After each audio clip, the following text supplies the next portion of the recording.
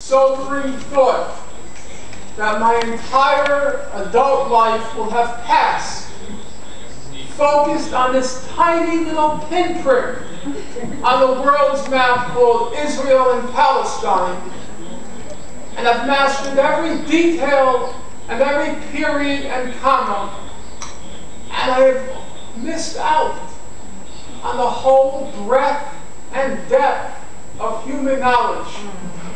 It may even happen that I'll pass from the scene never having read Kant's Critique of Pure Reason, which I keep on my shelf. I tried it once, very rough going. But I don't think I'll have a chance to do it again because it's been all Israel, Palestine all the time. Sometimes I ask myself, is that the best choice you can make in life? Couldn't you have picked a winning cause? But now, I'm kind of hopeful. There are many reasons to be pessimistic, but there are also excellent reasons to be optimistic. Public opinion is changing. That's a fact.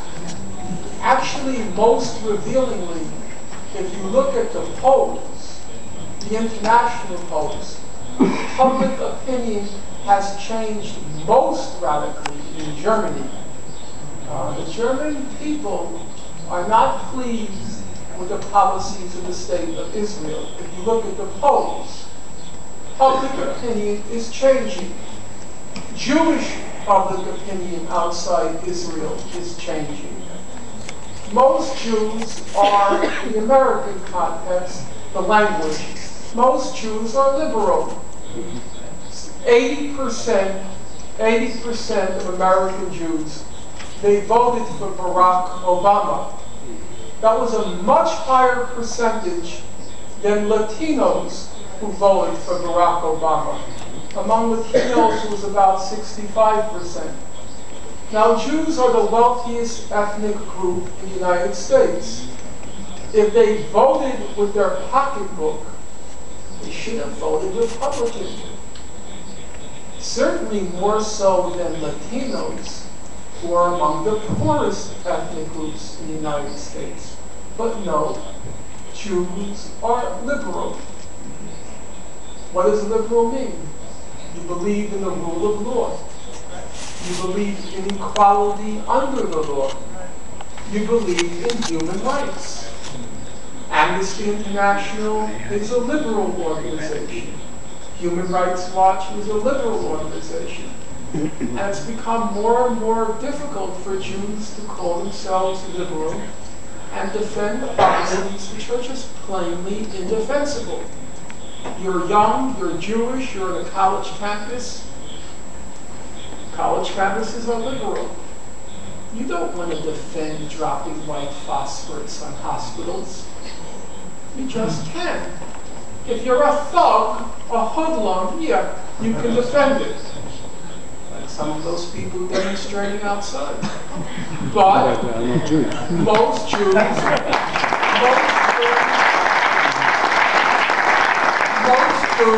are liberal, and they can't defend it. And so public opinion is changing, and we have a chance to reach it. And in order to reach it, in my opinion, we have to do two things. Number one, we have to be principled. And principled means nobody has the right to tell Palestinians that they have to forfeit, give up any of their rights for the purposes of peace. No.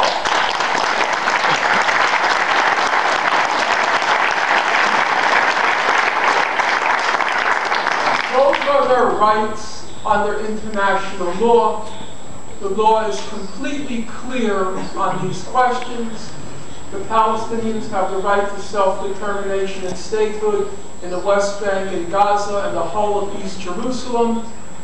These settlements are illegal under international law, and under international law, at least as it's been interpreted by Amnesty International and Human Rights Watch, the Palestinian refugees from 1948 and 67 and successive generations who have maintained genuine links with the land, and that's the technical language, they have the right to return and compensation.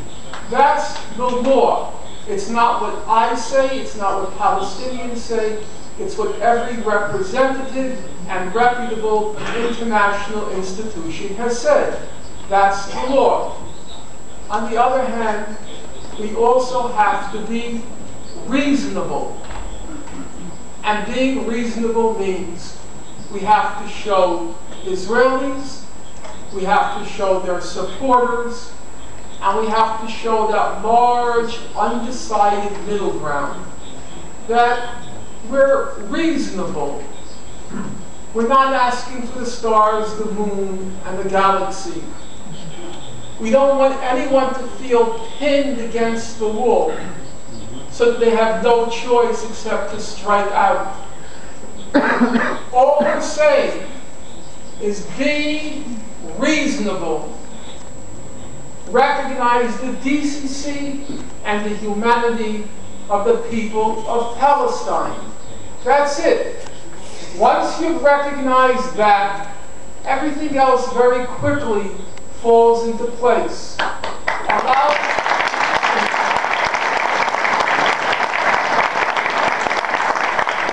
the Palestinians what you would want for yourself. The most elementary, the most basic principles of moral justice. If we're reasonable and if we're principled, I think we can reach public opinion. I think it's possible. The late Professor Edward Said, at the very end of his life, he liked to quote the Caribbean poet M.A. César. There's room for everyone at the rendezvous of victory. There is room for everyone at the rendezvous of victory. Just be reasonable. We're not talking about victor and vanquished. I don't want to vanquish anyone, defeat anyone. And that's why I like Said's line. He talks about room for everyone at that victory. There's room for everyone. No victor, no vanquished. There's room for everyone. Just be reasonable. Be decent.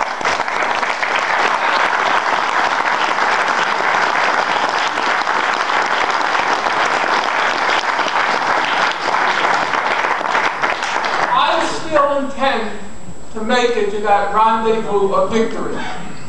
But I can't make it without you. It's either going to be all of us or there won't be a rendezvous of victory. We all have to work together for it. Some of you know that wonderful American folk singer, Pete Seeger. How many of you know him? Yes. I learned one of my favorite folk songs from him. You know that? Yes. Die Gedanken sind frei. My thoughts will not cater to duke nor dictator. No one can deny that die Gedanken sind frei. Thoughts are free. And I learned that from Mr. Seeger, from Pete Seeger. The other day he was interviewed, he's now like 92 years old. And he talked about that song in The Wizard of Oz, Over the Rainbow. How many of you know that? Okay, you know it? And he said, at the very end of the song, Dorothy says, why, oh, why can't I? Why, oh, why can't I?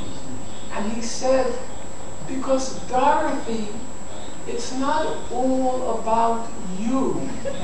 What you should be saying is, why can't you and I? And that's how I see it. It's got to be all of us, you and I, or we're not going to get over the rainbow.